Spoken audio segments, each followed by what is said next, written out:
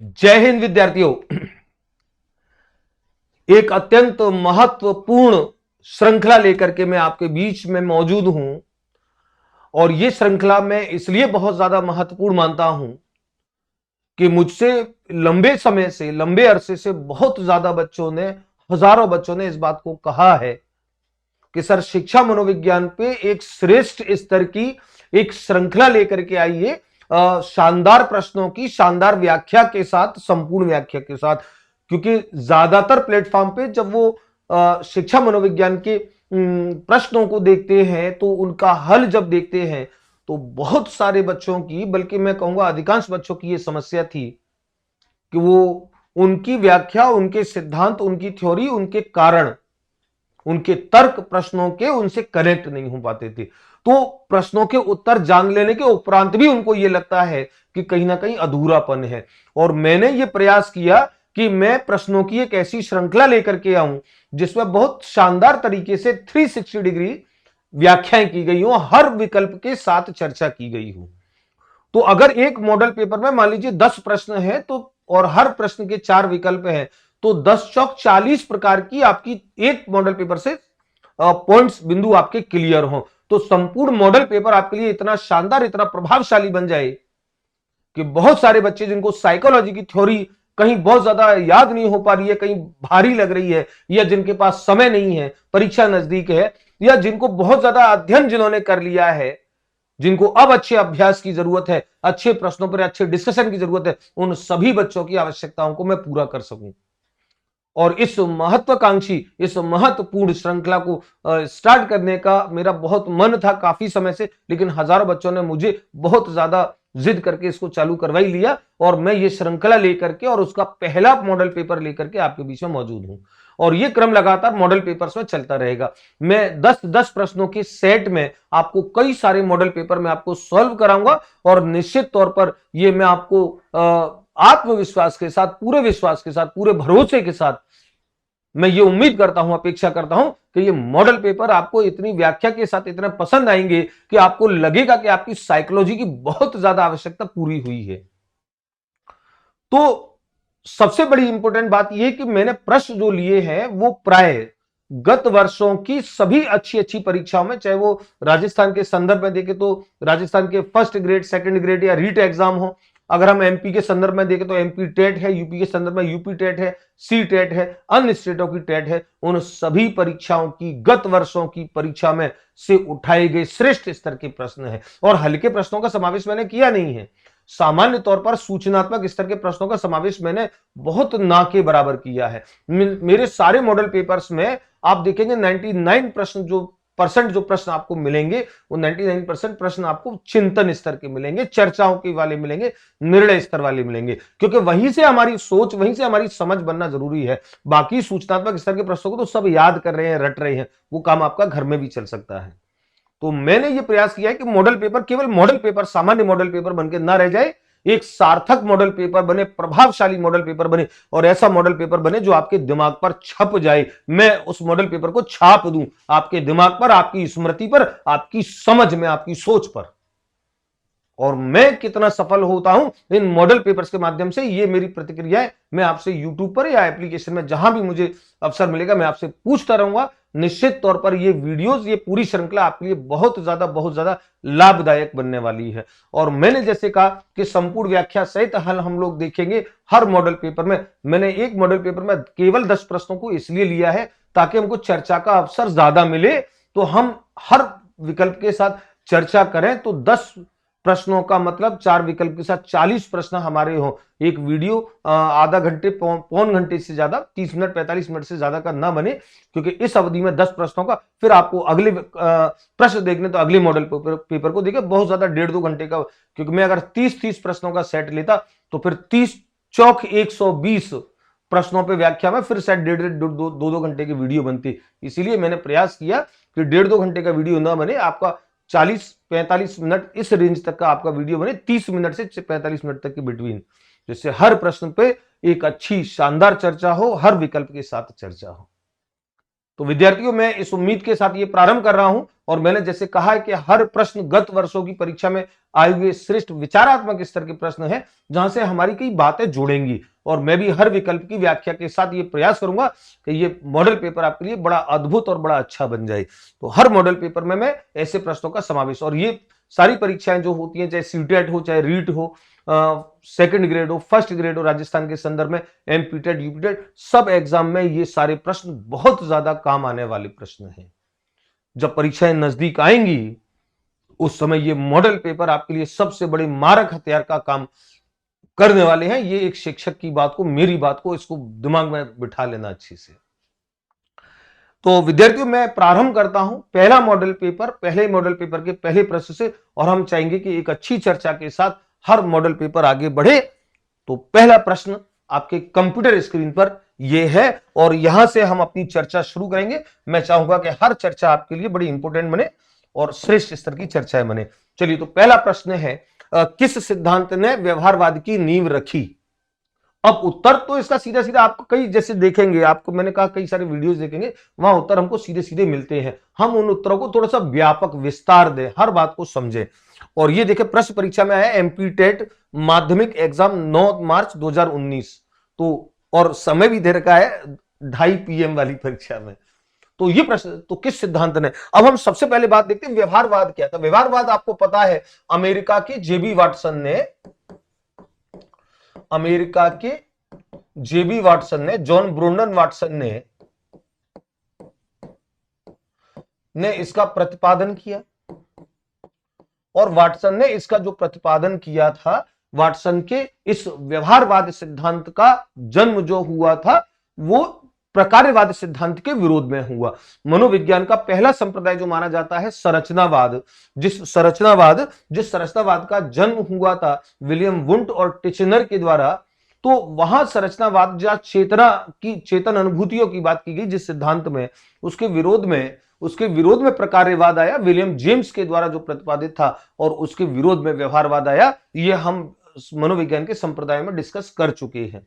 तो वाटसन ने अपने इस व्यवहारवादी विचारधारा का जो प्रेरणा ली, जो विरोध तो संरचनावाद जो था और प्रकार्यवाद जो था, इन दोनों की तो विरोध में आया। तो नींव जो है, वो नींव, व्यवहारवाद की नींव इन दोनों से पड़ी नहीं, क्योंकि व्यवहारवाद ने मूल रूप से चेतना की अनुभूतियों का विरोध किया, इन दोनों विचारधाराओं का, संरचनावाद और प्रकार्यवाद का विरोध किया। गेस्टाल्टवाद जो थी, गेस्टाल्टवाद जर्मनी की विचारधारा थी, और इस विचारधारा का जो जन्म किया था, वो जन्म दिया था मैक्स वर्दाइमर ने, जिसमें बाद में कोफका, कोहलर के नाम जुड़े। तो हम गेस्टाल्टवाद को भी जब प्रश्न आएंगे, वहां संदर्भ में जब व्याख्या करेंगे, ये जो व्यवहारवाद था, जो प्रेक्षण और अवलोकनीय व्यवहार की बात करता है, जो अनुबंधन, कंडीशनिंग की बात करता है। आपको बहुत अच्छे से पता है कि वाटसन ने अपने इस व्यवहारवाद सिद्धांत में 2 प्रमुख चीजों की बात की थी, और वो 2 प्रमुख चीज थी, वो अभी हम प्रश्नों में भी देखेंगे। एक तो बात की थी प्रेक्षण की, ऑब्जर्वेशन की, प्रेक्षण यानी कि ऑब्जर्वेशन, और एक बात की थी, सेकंड जो बात की थी, वो बात की थी अनुबंधन की, कंडीशनिंग की। अनुबंधन यानी कि कंडीशनिंग।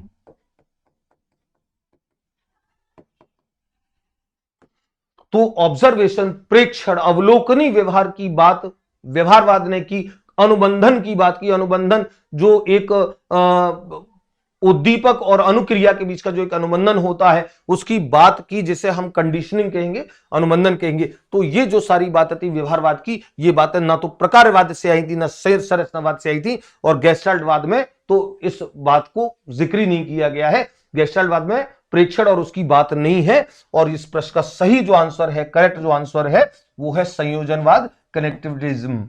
और ये व्यवहारवाद का आधारभूत सिद्धांत था, संयोजनवाद। तो किस सिद्धांत ने व्यवहारवाद की नींव रखी? व्यवहारवाद की नींव रखी संयोजनवाद के सिद्धांत ने, कनेक्टिविज्म के सिद्धांत ने। और इस सिद्धांत के आधार पर फिर वाटसन ने अपने व्यवहारवाद को आगे विस्तार दिया और वर्तमान में शिक्षा मनोविज्ञान की यही विचारधारा प्रचलन में है कि मनोविज्ञान जो है वो व्यवहार का विज्ञान है। हम जब मनोविज्ञान का विकास क्रम देखते हैं तो सबसे पहले जो विकास क्रम में बात की गई थी चेतना के आत्मा के विज्ञान की, आत्मा का विज्ञान जो कहा गया था प्लेटो, अरस्तू, डेकार्ट्स, गैरेट, इन लोगों ने कि मनोविज्ञान आत्मा का विज्ञान है। बाद में विचारधारा का खंडन हुआ, फिर बात आई कि मनोविज्ञान मन का विज्ञान है, मस्तिष्क का विज्ञान है, psychology as a science of mind. तो वो मन का विज्ञान, वो विचारधारा भी ध्वस्त हुई, वो विचारधारा भी रूनी हुई, खंडित हुई। उस विचारधारा को पोम्पोनोजी, थॉमस रीड, इन लोगों ने प्रतिपादित किया और उस विचारधारा में भी एक अस्पष्टता थी, एक अमूर्त विचार था मन। उसके बाद तीसरा आया था चेतना का विज्ञान, जिससे विलियम जेम्स, विलियम वुंट, क्योंकि विलियम जेम्स, विलियम वुंट पहले साथ थे, तो William Wundt, William James, Titchener, वाइफ्स, ये सब जिसमें शामिल थे वो चेतना के विज्ञान और सबसे अंत में व्यवहारवाद। तो वर्तमान में मनोविज्ञान जिस सिद्धांत को स्वीकार करता है वो व्यवहारवाद संयोजनवाद पर बेस्ड था, संयोजनवाद पर आधारित था और व्यवहारवाद प्रतिपादित किया था अमेरिका के जॉन ब्रुनन वाटसन ने। तो हम इसको प्रश्न को कनेक्ट करेंगे, मनोविज्ञान के किस सिद्धांत ने व्यवहारवाद की नींव रखी? संयोजनवाद व्यवहारवाद से संबंधित है। प्रकार्यवाद, संरचनावाद इसलिए नहीं है क्योंकि इनके विरोध में व्यवहारवाद है। और गेस्टाल्टवाद जर्मनी की विचारधारा, ये बिल्कुल ये सूझ के सिद्धांत की बात करता है, ये अंतर्दृष्टि की बात करता है। तो चलिए पहला प्रश्न। दूसरा प्रश्न है, मनोविज्ञान वो व्यवहारवाद के अनुसार निम्न में से कौन सा कथन असत्य है और कौन सा कथन असत्य है? मैं हर बार इस बात को बोलता हूं, ध्यान से आपको देखना होता है कौन सा कथन असत्य है, इसका मतलब 3 सत्य है। और यह प्रश्न देखिए आरपीएससी फर्स्ट ग्रेड में आया फिजिक्स में 8/1/2020 के लेक्चरर परीक्षा में यह प्रश्न आया है।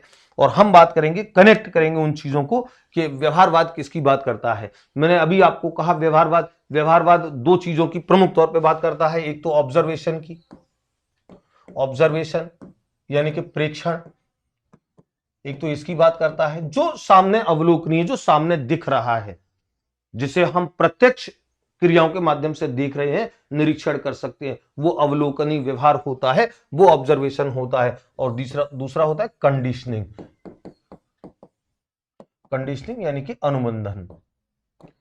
तो हम व्यवहारवाद को इनमें से किस एक विचार से नहीं जोड़ेंगे। मनोविज्ञान के इस व्यवहारवाद के सिद्धांत के संबंध में कौन सा एक विचार असत्य है, कौन सा एक कथन असत्य है। आप देखो, यह अवलोकनी व्यवहार पर बल देता है, ढोल बजा करके सही है। हमसे असत्य पूछा है, मतलब कौन सा असत्य है, मतलब 3 सत्य है। ध्यान रखो, ये सत्य है, अवलोकनी व्यवहार पर बल देता है व्यवहारवाद, ढोल बजा करके देता है, सबसे ज्यादा देता है। यह चेतना का विरोध करता है, ढोल बजा करके करता है। जैसा मैंने कहा कि चेतना की तो विरोध में व्यवहारवाद आया था, यह वातावरण पर बल देता है, वातावरण पर बल देता है, ढोल बजा करके देता है। आपको याद है वातावरण पे बल का, मैं आपको एग्जाम्पल बताता हूं।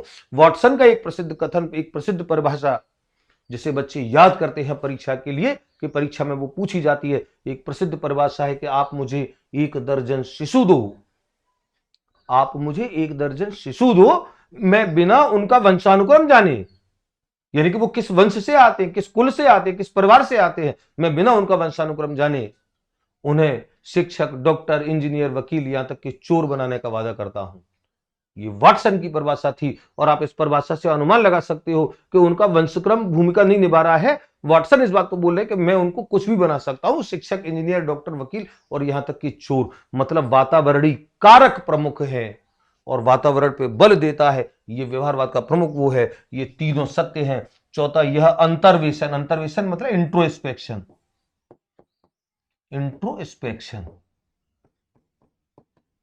यह अंतर्वेशन विधि को स्वीकार करता है। यही गलत है, यही गलत है, यही कथन असत्य। क्यों? और इसलिए असत्य है कि अंतर्वेशन विधि जो होती है, इंट्रोस्पेक्शन विधि जो होती है, अंतर्दर्शन विधि जो होती है, वो संरचनावाद की देन है, वो व्यवहारवाद से जुड़ी नहीं है। तो संरचनावाद ने अंतर्वेशन को, इंट्रोस्पेक्शन को स्वीकार किया, व्यवहारवाद ने स्वीकार नहीं किया। व्यवहारवाद के संबंध में ये तीनों कथन सत्य हैं, ये तीनों कथन सत्य हैं, यह सत्य कथन है।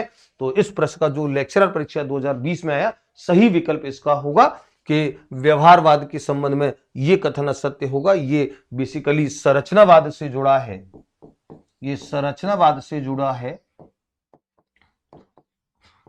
इंट्रोस्पेक्शन मेथड जो होता है, अंतरदर्शन विधि होता है, व्यवहारवाद से जुड़ा नहीं होता है। तो चलिए इस प्रश्न का, दूसरे प्रश्न का करेक्ट आंसर होगा डी।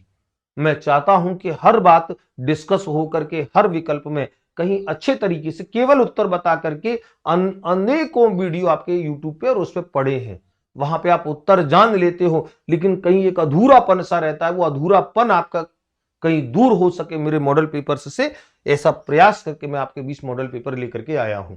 तीसरा प्रश्न आप देखें, तीसरा प्रश्न है निम्नांकित में से कौन सा कथन शिक्षा मनोविज्ञान के संदर्भ में सही नहीं है।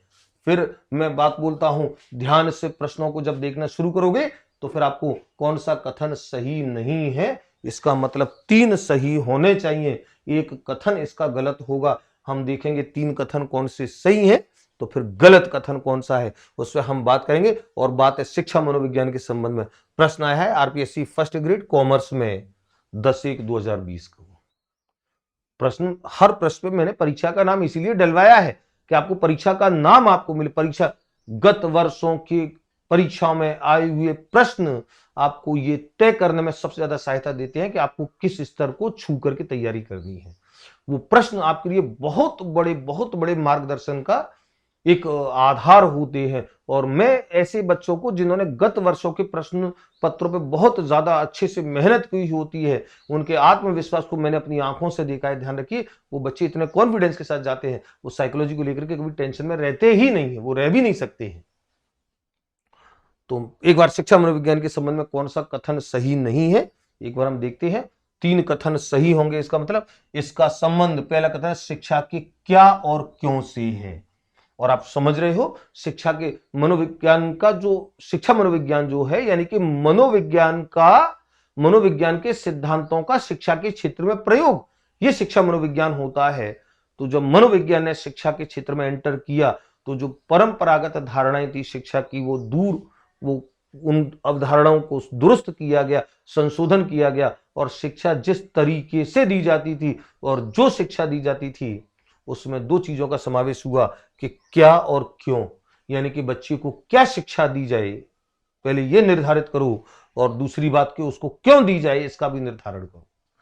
किस बच्चे की आवश्यकता क्या है और क्यों है, और इसमें अभिवृद्धि विकास के स्तर इसमें महत्वपूर्ण भूमिका निभाते हैं। मनोविज्ञान का ये सबसे बड़ा योगदान है शिक्षा के क्षेत्र को। पूरी जो शिक्षा प्रणाली थी वो बाल केंद्रित हुई, वैयक्तिक भिन्नताओं का ध्यान रखा गया, क्या और क्यों, किस बच्चे को क्या चाहिए और क्यों चाहिए, ये ध्यान को वैयक्तिक भिन्नता के सिद्धांत से जाकर के जोड़ता है, बाल केंद्रित सिद्धांतों से जाकर के जोड़ता है। तभी तो हम कहते हैं कि मनोविज्ञान का शिक्षा के क्षेत्र को एक बहुत बड़ी देन जो मानी जाती है, बाल केंद्रित शिक्षण मानी जाती है, वैयक्तिक भिन्नताओं के सिद्धांत का पालन माना जाता है। तो ये जो है, ये तो कथन ढोल बजा करके गाजे बाजे के साथ सही है शिक्षा मनोविज्ञान के संबंध में। तो एक कथन तो ये सही है, हमसे पूछा कौन सा सही नहीं है, जो सही निकलते जाएंगे उस सही पे हम चर्चा करते जाएंगे। यह शैक्षिक वातावरण में एक व्यक्ति के व्यवहार के अध्ययन के लिए वैज्ञानिक विधियों का प्रयोग करता है। कितना शानदार विकल्प है, ध्यान रखो, मनोविज्ञान का शिक्षा के क्षेत्र में प्रयोग ये काम करता है, और ये ढोल बजा करके करता है कि शैक्षिक वातावरण में एक व्यक्ति का जो व्यवहार है उसका अध्ययन करना है तो वैज्ञानिक विधियों का प्रयोग करता है। ये मनोविज्ञान ने आधार दिया शिक्षा के क्षेत्र को, ये ढोल बजा करके कथन सही है। तीसरा है, यह शिक्षक शिक्षार्थी एवं शिक्षण अधिगम परिस्थितियों से संबंधित है। शिक्षक से संबंधित है, शिक्षार्थी यानी कि विद्यार्थी से संबंधित है, और शिक्षण अधिगम परिस्थितियों से संबंधित है, और 100% ये तीनों से संबंधित होता है। शिक्षा मनोविज्ञान इन तीनों की बात करता है। जन्म से लेकर वृद्धावस्था तक के सीखने के अनुभवों का वर्णन एवं व्याख्या, क्रो एंड क्रो की परिभाषा।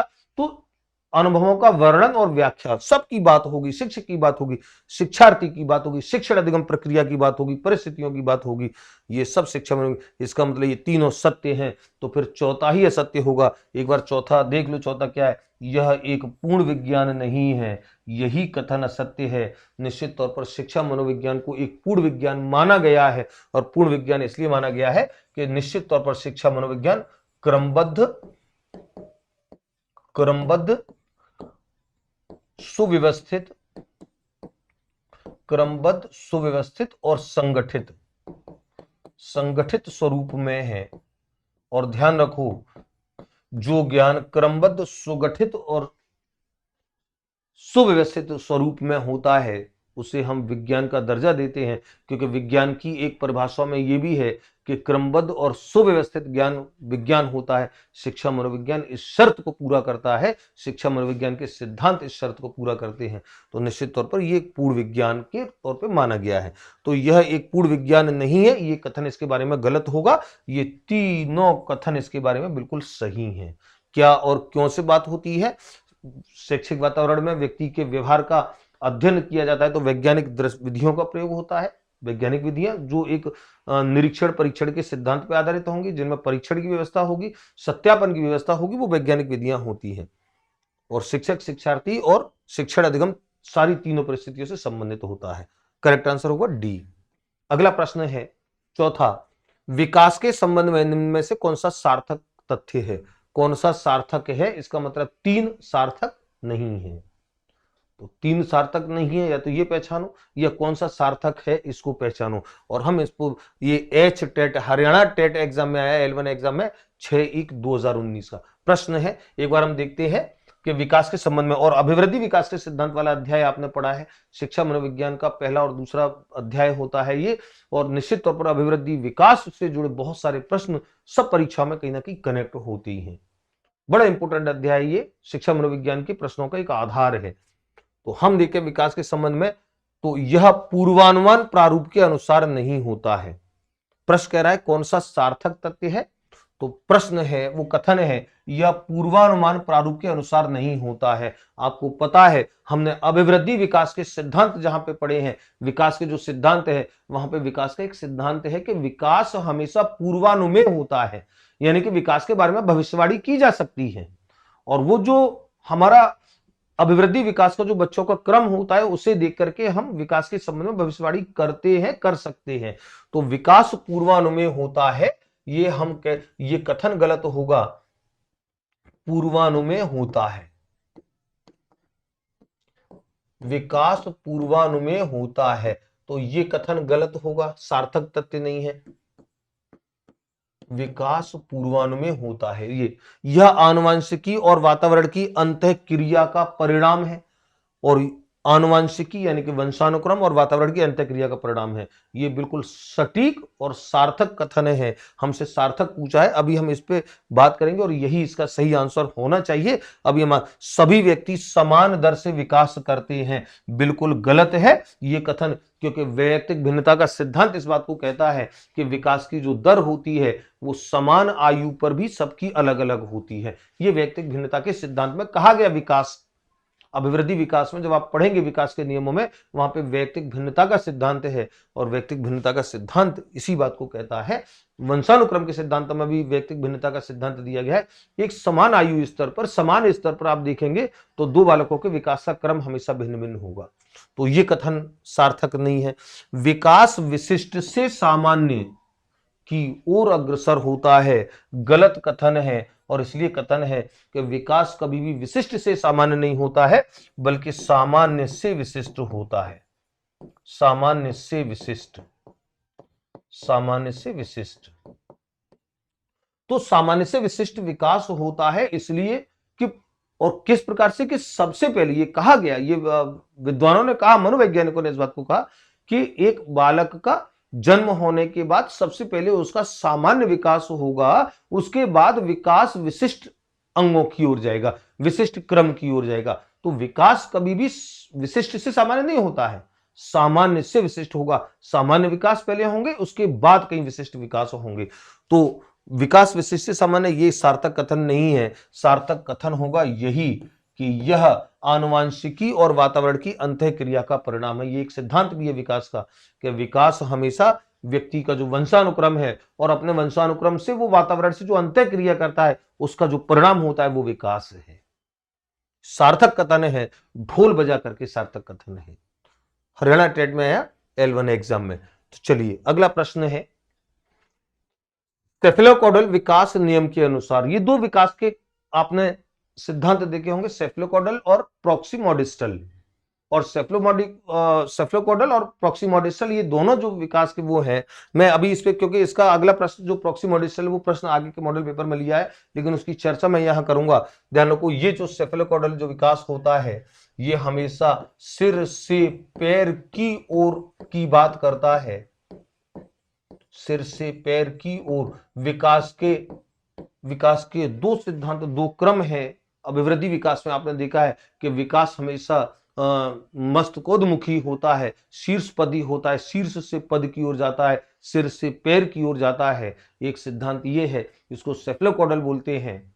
और एक सिद्धांत होता है कि विकास केंद्र से परिधि की ओर होता है, केंद्र से परिधि की ओर। और केंद्र से परिधि की ओर यानी कि जिसे निकट से दूर की ओर बोलते हैं, निकट दूर का सिद्धांत भी बोलते हैं, वो होता है प्रॉक्सिमोडिस्टल।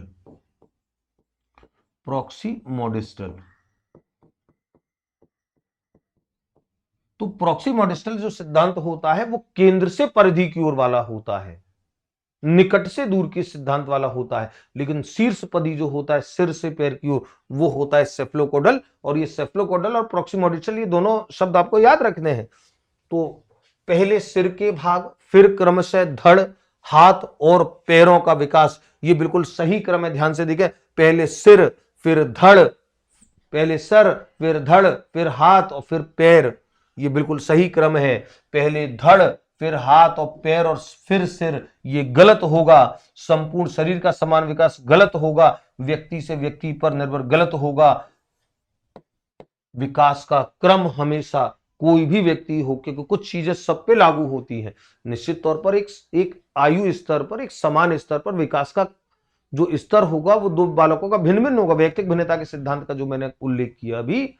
लेकिन विकास का क्रम सब एक प्रजाति में एक समान होता है। कहीं का भी मानव हो, विकास हमेशा उसका सिर से पैर की ओर होगा, निकट से दूर की ओर होगा। ये क्रम अपरिवर्तित होता है, ये क्रम बदल नहीं सकता है।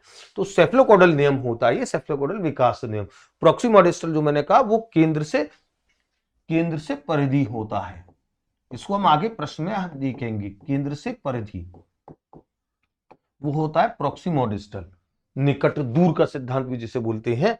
तो सिर से पैर की ओर, तो पहले सिर का विकास होगा, फिर धड़, फिर हाथ और फिर पैर, इस क्रम में विकास चलेगा। और ये होगा सेफ्लोकॉडल। और ये आरपीएससी फर्स्ट ग्रेड सोशियोलॉजी में आया 2020 की एग्जाम में, लेक्चरर परीक्षा राजस्थान की आरपीएससी में।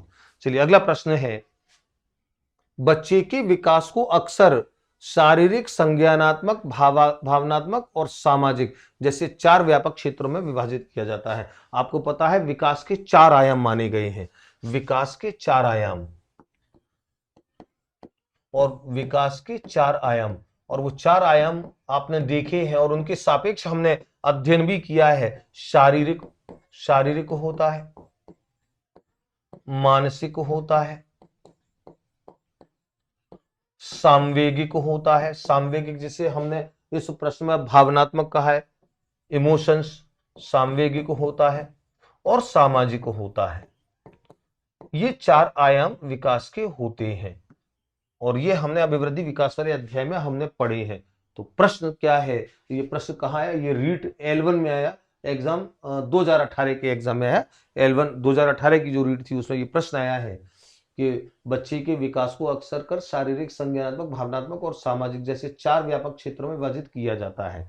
प्रश्न क्या है, प्रश्न ये है विकास प्रक्रिया इन क्षेत्रों में कहां तक संबंधित है, यानी कि इन चारों क्षेत्रों में जो विकास होता है वो कहां तक संबंधित है, उनके बारे में कौन सा कथन सत्य है। और ध्यान से समझेंगे, अच्छा प्रश्न है कि क्या विकास इन चारों आयामों में ऐसे होता है कि अन्य को प्रभावित किए बिना स्वतंत्र रूप से विकसित होता है, यानी कि शारीरिक जो विकास है वो मानसिक को, संवेगात्मक को, सामाजिक को प्रभावित नहीं कर रहा, वो अपना खुद हो रहा है। भावनात्मक विकास जो है, संवेगात्मक विकास, वो अपना खुद हो रहा है, वो दूसरों को प्रभावित नहीं कर रहा है। जो संज्ञानात्मक बौद्धिक विकास है वो उसका स्वयं हो रहा है, वो शारीरिक और उसको प्रभावित नहीं कर रहा है। क्या ऐसे विकास होता है या यह एकीकृत और समग्र प्रकार में विकसित होता है, या आंशिक रूप में विकसित होता है, या बेतरतीब ढंग से विकसित होता है। और आपको पता है कि बेतरतीब ढंग से विकसित होना ये बिल्कुल गलत होगा, ठोक बजा करके आंशिक रूप से आंशिक रूप से मतलब थोड़ा थोड़ा होता है, थोड़ा इसका हुआ फिर थोड़ा उसका हुआ फिर थोड़ा उसका हुआ, ऐसे भी नहीं होगा। ये दो विकल्प तो ढोल बजा करके गलत होंगे। और ए और बी में से अब आप समझ लें, विकास का सिद्धांत इस बात को बोलता है कि ये जो चारों आयामों के अंदर होने वाला जो विकास होता है, ये एक दूसरे के साथ समन्वित होता है, एकीकृत होता है, यानी कि एक प्रकार का विकास दूसरे प्रकार के विकास को भी अपने अंदर शामिल करता है। तो जिस समय आपका एक शारीरिक विकास हो रहा होता है या बौद्धिक विकास हो रहा होता है या सांवेगिक विकास हो रहा होता है, तो उस समय आपके बाकी शेष विकास भी जो होते हैं वो समेकित रूप से, एकीकृत रूप से साथ साथ चलते हैं। ऐसा नहीं हो सकता है कि शारीरिक विकास जिस समय हो रहा है उस समय बौद्धिक विकास और भावनात्मक विकास जो है, संवेगात्मक विकास, सामाजिक विकास, वो पालथी मार करके बैठे हैं कि पहले तू हो जा भाई, हम तो बाद में देख लेंगे। ऐसा नहीं हो सकता है। ये एक साथ होते हैं, एकीकृत रूप में होते हैं, समन्वित रूप में होते हैं। श्रेष्ठ विकल्प होगा एकीकृत रूप में होंगे, समग्र रूप में होंगे। समग्र रूप में मतलब प्रत्येक विकास दूसरे विकास से संबंधित होगा, इसे अंतर संबंधित का सिद्धांत भी बोलते हैं। एक विकास का आयाम दूसरे विकास के आयाम को प्रभावित करता है उसके साथ साथ, और उसे प्रभावित करके चलता है। तो अगर मान लीजिए किसी एक प्रकार का विकास आपका रुका, तो फिर बाकी के अन्य विकास में भी कहीं ना कहीं बाधा आती है, वो कहीं ना कहीं प्रभावित होते हैं। तो एकीकृत और समग्र रूप में विकसित होता है। करेक्ट विकल्प होगा, श्रेष्ठ विकल्प होगा छठे का बी। और मैं समझ रहा हूं कि इस तरीके से हम लोग समझेंगे हर प्रश्न को। मैं हर एक प्रश्न को ऐसे और इससे भी ज्यादा प्रयास, जहां पे विकल्प संभावना निकलेगी इससे भी ज्यादा व्याख्या करके मैं आपको समझाना चाहता हूं। मैं समझाऊंगा, आपकी समझ इन मॉडल पेपर्स पर ऐसी बन जाए कि कई सारे बच्चे तो ऐसे जो शायद ये सोचेंगे कि उनको थ्योरी भी पढ़ने की जरूरत नहीं है। अगर मान लीजिए ऐसे मैंने सैकड़ों प्रश्न करा दिए आपको मॉडल पेपर के माध्यम से, आपने 300-400 प्रश्न अगर कर लिए, 500 प्रश्न अगर आपको कर लिए, तो आप देखें आपकी, मैं कह रहा हूं 75% साइकोलॉजी आपकी इसी से तैयार हो जाएगी। चलिए अगला प्रश्न है, शिशु का व्यवहार, अधिकांश व्यवहार आधारित तो होता है। शिशु का वो वाला प्रश्न किस परीक्षा में आया था, एक बार देख नहीं पाया मैं, रीट लेवल, सॉरी देख लिया था। ये UP TET level first exam है, मैंने सब एग्जामों को शामिल किया है, सब एग्जामों के अच्छे प्रश्नों को, कहीं ना कहीं जिनसे चर्चा जुड़ेगी, जहां कहीं ना कहीं से बात निकलेगी। आप आगे के मॉडल पेपर्स में भी जब आप देखेंगे आपको पता लगेगा मैंने कितना, अभी आगे देखो बहुत कठिन स्तर के प्रश्नों का समावेश होने वाला है बहुत धीरे। ये पहला मॉडल पेपर था और मैं यहां से प्रारंभ किया है विचारात्मक प्रश्नों की श्रृंखला, आगे श्रेष्ठ स्तर के विचारात्मक प्रश्न, लेकिन हर प्रश्न किसी न किसी परीक्षा का जरूर है।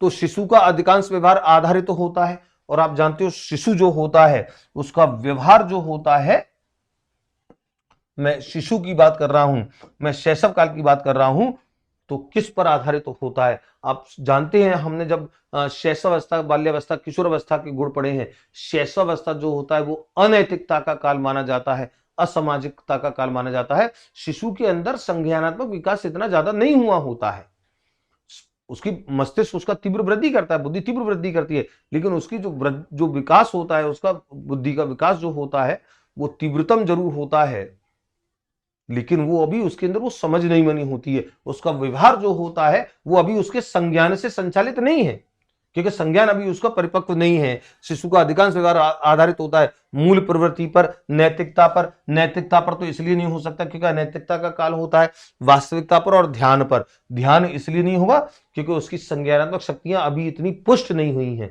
उसकी बौद्धिक शक्तियां अभी इतनी पुष्ट नहीं हुई है जो ध्यान से काम करेगा। तो इस बात को आपने जाना, सिगमंड फ्राइड ने इस बात को कहा कि जो बालक हो, शिशु जो होता है उसके अंदर जो मूल प्रवृत्तियां प्रत्येक व्यक्ति में होती हैं, और शिशु का व्यवहार जो होता है वो मूल प्रवृत्ति पर निर्भर करता है। मूल प्रवृत्ति पर, मूल प्रवृत्ति होती क्या है, मूल प्रवृत्ति व्यवहार की ऐसी प्रवृत्ति होती है, व्यवहार की ऐसी प्रवृत्तियां जो जन्म से विद्यमान होती हैं, जन्म से विद्यमान होती हैं।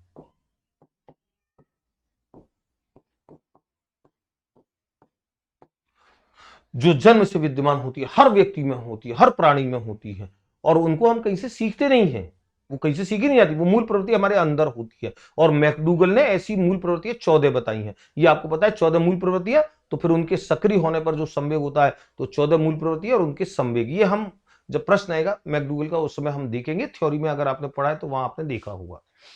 तो ये जो मूल प्रवृत्ति है जो जन्म से विद्यमान है, तो शिशु के व्यवहार के लिए यही वाली प्रवृत्तियां जो होती है, जिन्हें हम मूल प्रवृत्तियां कहते हैं, ये उत्तरदायी होती है। शिशु के व्यवहार का मूल आधार जो होता है वो उसकी मूल प्रवृत्तियां जो जन्म से उसमें मौजूद है वो होती हैं। नैतिकता उसमें होती नहीं है, क्योंकि शिशु अनैतिक व्यवहार करता है, उसे नैतिकताओं का भान ही नहीं है।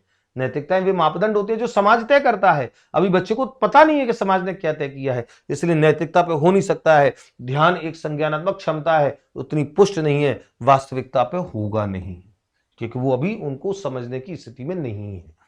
तो मूल प्रवृत्ति पे शिशु के व्यवहार का अधिकांश भाग मूल प्रवृत्ति पे आधारित तो होता है। चलिए अगला प्रश्न है, कॉलम फर्स्ट मनोविज्ञान के स्कूल और कॉलम सेकंड मनोविज्ञान के नाम को अच्छा ये सुमेलित करने का प्रश्न है। ये स्कूल्स ऑफ साइकोलॉजी है और यहां पर हमको सुमेलित करना है कि किस संप्रदाय का, किस विचारधारा का, किस मनोवैज्ञानिक से कनेक्शन है। और आप अच्छे से जानते हो, मुझे ये सुमेलित करने वाले प्रश्न बड़े अच्छे लगते हैं और इसलिए अच्छे लगते, हालांकि भले ये होते सूचनात्मक हैं ज्यादातर, लेकिन अच्छे इसलिए लगते हैं कि एक प्रश्न अपने आप में 4 प्रश्नों को समाविष्ट करता है। तो ऐसे सुमेलित के एकाधिकार प्रश्न में हमेशा लेता रहूंगा। तो मनोविश्लेषणवाद, आपको पता है मनोविश्लेषणवाद का जो प्रतिपादन किया, इस विचारधारा का संबंध सिगमंड फ्राइड से है। सिगमंड फ्राइड जो ऑस्ट्रिया के हैं, ऑस्ट्रिया। मैक्स वर्दाइमर जो जर्मनी के हैं, लिव वाइगोट्स्की जो रूस के हैं, और सीएल हल जो अमेरिका के हैं, क्लार्क हल। ऐसी ऐसी जो सूचनाएं ऐड करनी होंगी मैं विकल्पों पे ऐड करता था। परीक्षा में प्रश्न यही आ गया कि लिव वाइगोट्स्की का संबंध किस देश से है, ऐसा भी प्रश्न आ जाता है और आए हैं। तो जहां पे जो चीज ऐड करनी होगी, हर प्रश्न से हमको कुछ ना कुछ एक्स्ट्रा मिले। तो मनोविश्लेषणवाद संबंधित है सिगमंड फ्राइड से। व्यवहारवाद अभी हम बात कर रहे थे ठोक बजा करके, वो जिसका प्रतिपादन वाटसन ने किया, और वाटसन के इस व्यवहारवाद के समर्थकों में क्लार्क हल का नाम बड़े सम्मान के साथ लिया जाता है। क्लार्क हल एक प्रमुख व्यवहारवादी थे। गेस्टाल्टवाद जो विचारधारा थी जो जर्मनी से निकली, वो मैक्स वर्दाइमर जिसका प्रतिपादन किया। और निर्मितवाद जो है, निर्मितवाद कंस्ट्रक्टिविज्म, और वो कंस्ट्रक्टिविज्म लिव वाइगोट्स्की रूस के। तो हम एक बार देखेंगे मनोविश्लेषणवाद। ए जो है,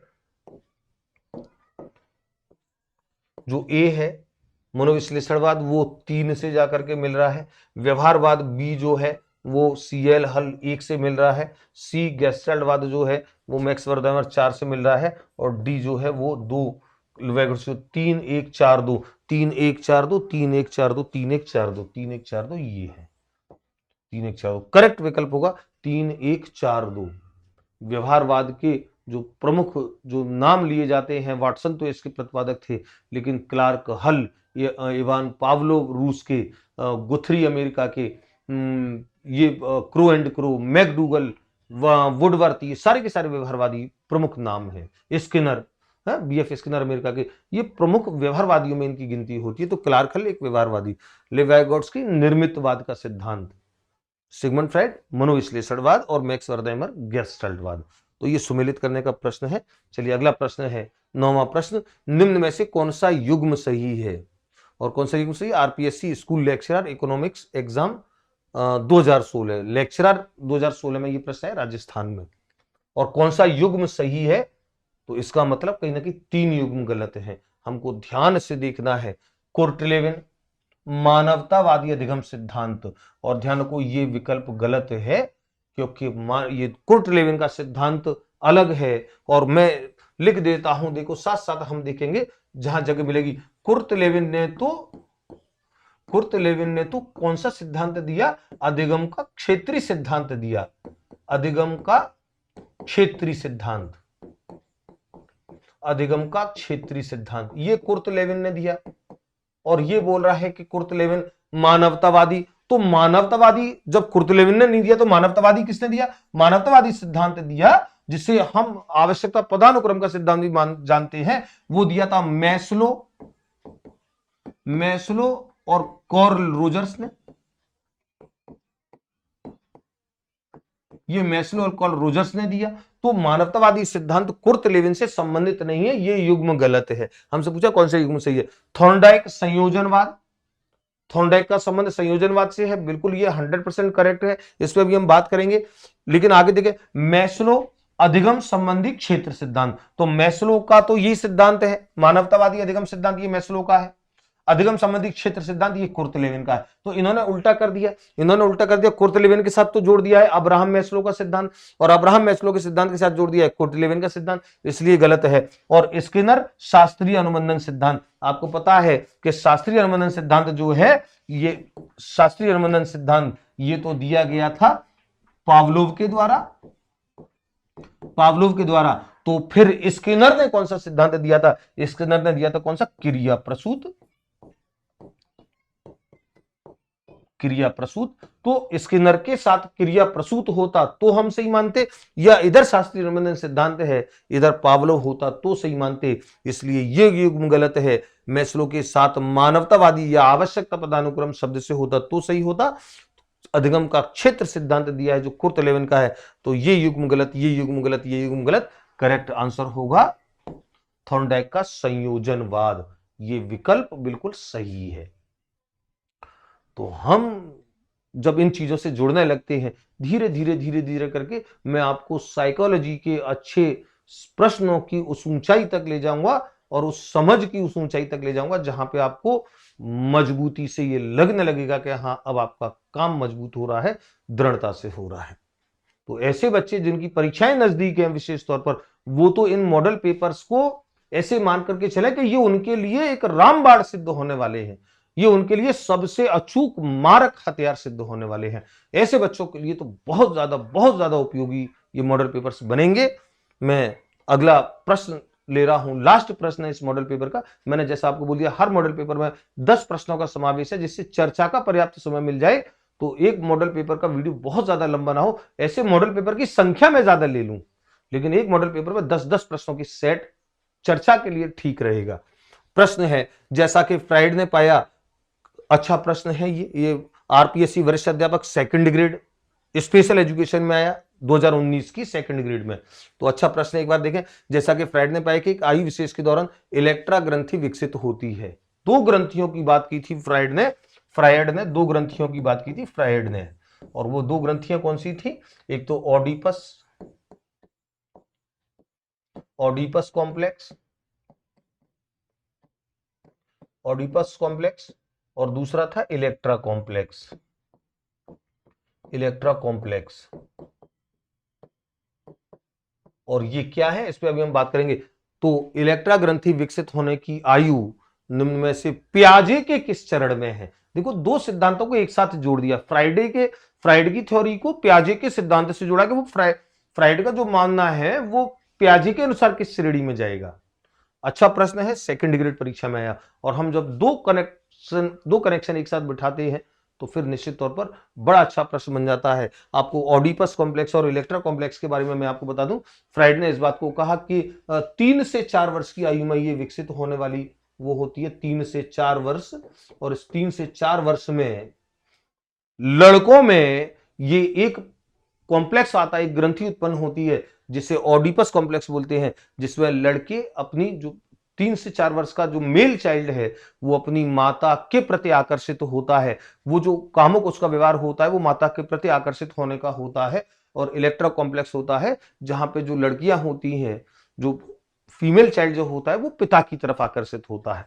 तो फीमेल चाइल्ड का पिता की तरफ आकर्षित होना दैट इज इलेक्ट्रा कॉम्प्लेक्स, और मेल चाइल्ड का माता की तरफ अट्रैक्ट होना वो ऑडिपस कॉम्प्लेक्स। और ये 3 से 4 वर्ष की आयु के अवस्था में इसके आसपास ये होता है, ये फ्राइड ने कहा। तो प्रश्न ये नहीं है कि इनका संबंध किससे, प्रश्न ये है कि फ्राइड के अनुसार इन कॉम्प्लेक्स के जो विकसित होने की जो अवस्था है वो पियाजे के अनुसार किस अवस्था में है। और आपको पता है कि पियाजे ने जो 4 अवस्थाएं दी संज्ञानात्मक विकास की, संवेदी गामक अवस्था 0 से 2 वर्ष की थी, ये 0 से 2 वर्ष की अवस्था थी। पूर्व संक्रियात्मक अवस्था थी 2 से 7 वर्ष की थी, और मूर्त संक्रियात्मक अवस्था थी ये 7 से 12 वर्ष की थी। इसको थोड़ा सा ये 7 से 12 वर्ष की अवस्था थी ये मूर्त संक्रियात्मक, और औपचारिक संक्रियात्मक जो सबसे चौथी अवस्था थी पियाजे के अनुसार ये थी 12 से लेकर के किशोर अवस्था का समय। जिसे कुछ जगह 12 से 15 कहा गया, कुछ जगह 12 से 18 कहा गया, तो 12 से 12 12 प्लस की बात थी। तो हमने कहा कि फ्राइड का ये जो इलेक्ट्रा कॉम्प्लेक्स का और ओडिपस कॉम्प्लेक्स का जो टाइम है वो 3 से 4 वर्ष है। ये पियाजे के अनुसार किसमें आ रहा है? तो पियाजे के अनुसार 0 से 2 में आएगा नहीं, क्योंकि 0 से 2 वर्ष संवेदी गामा का, 2 से 7 में, 3 से 4 हमारा कनेक्ट होगा किससे? 3 से 4 हमारा कनेक्ट होगा 2 से 7 के अंतर्गत आएगा, 2 से 7 के अंतर्गत। तो इसका मतलब जो फ्रायड का ओडिपस और इलेक्ट्रा का जो काल है वो पियाजे के अनुसार पूर्व संक्रियात्मक अवस्था में होता है। तो अगर हम इस प्रश्न को ढाल करके पियाजे में देखेंगे कि पियाजे की किस अवस्था में ओडिपस इलेक्ट्रा ग्रंथि विकसित होती है, तो हम ध्यान रखेंगे फ्रायड ने इसको 3 से 4 वर्ष में कनेक्ट किया है। और अलग से प्रश्न आते हैं कि ओडिपस कॉम्प्लेक्स क्या होता है? पुत्र का माता के प्रति आकर्षित होना, पुत्री का पिता के प्रति आकर्षित होना, पुत्री का माता के प्रति, पुत्र का पिता के प्रति, ऐसे जो विकल्प 4 विकल्प आते हैं वहां ध्यान रखेंगे। ओडिपस कॉम्प्लेक्स जो होता है वो, मैं इसको थोड़ा सा अलग इंक से कर देता हूं। ओडिपस कॉम्प्लेक्स जो होता है वो पुत्र का माता के प्रति होता है, और इलेक्ट्रा जो कॉम्प्लेक्स होता है, इलेक्ट्रा कॉम्प्लेक्स, वो पुत्री का पिता के प्रति होता है। ये ध्यान रखेंगे, ये कॉम्प्लेक्स की बात है। यानी कि ओडिपस पुत्र का माता के प्रति आकर्षण और इलेक्ट्रा पुत्री का पिता के प्रति आकर्षण।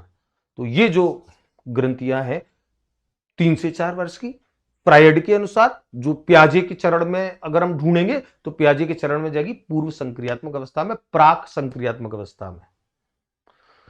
तो विद्यार्थियों 10 प्रश्नों का ये मॉडल पेपर, मैंने कहा कि हर मॉडल पेपर में हम ऐसी ही मेहनत से, ऐसे ही चिल्ला चिल्ला करके हर विकल्प के साथ जहां से जो बात निकल सकती होगी उस बात को ऐड करेंगे, जिससे विकल्प हमारे लिए बड़े प्रभावशाली बन जाए। और मैंने कहा कि जिन बच्चों का एग्जाम नजदीक है वो बच्चे तो आंख बंद करके इनको पढ़ लें, इन मॉडल पेपर्स को। ये मॉडल पेपर आपके लिए सबसे अचूक, सबसे शानदार हथियार बनने वाली है।